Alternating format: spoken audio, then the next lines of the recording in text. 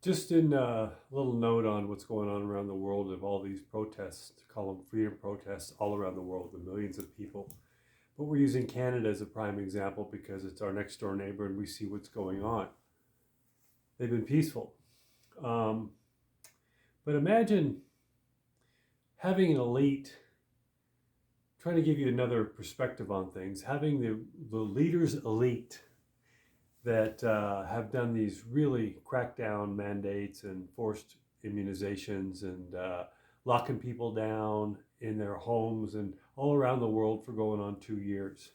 People losing businesses, people um, losing friends, losing a lot of things, losing their freedoms. But imagine having the elite leaders so tone deaf and they're so intent on pushing an agenda that they completely misread the people and they push them too far.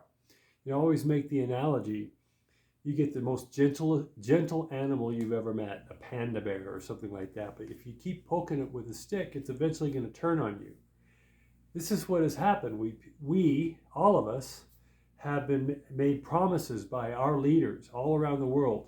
They keep drawing the line. They keep erasing the line and drawing another line. Remember when they said 3 weeks to flatten the curve 2 years ago?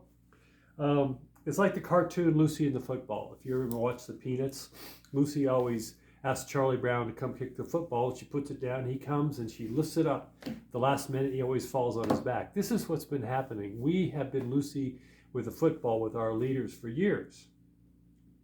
But, here, the people of the world, they've been locked down, they've been forced vaxxed, social distanced, they've lost their jobs if they wouldn't be vaxxed, they've lost loved ones that they couldn't even get near because of the hospitals wouldn't let people in.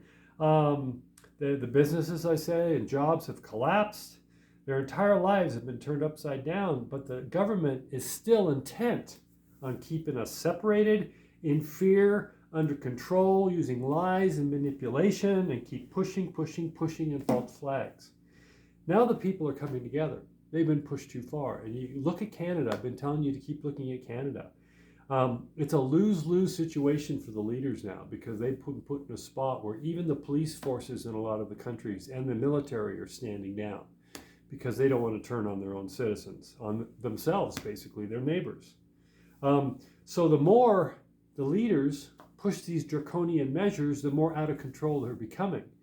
And they're getting desperate. You can see it. Look at Trudeau up there. He's becoming desperate because what the leaders don't see is that their draconian measures have brought the people together. After 2 years of not really being able to do things, they've been brought together and they taste freedom again. They taste what it's like to be with our brothers, our companions, and it's glorious.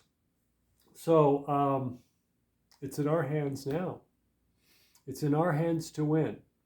And we are going to. We are taking our power back worldwide. And it's going to happen steps at a time.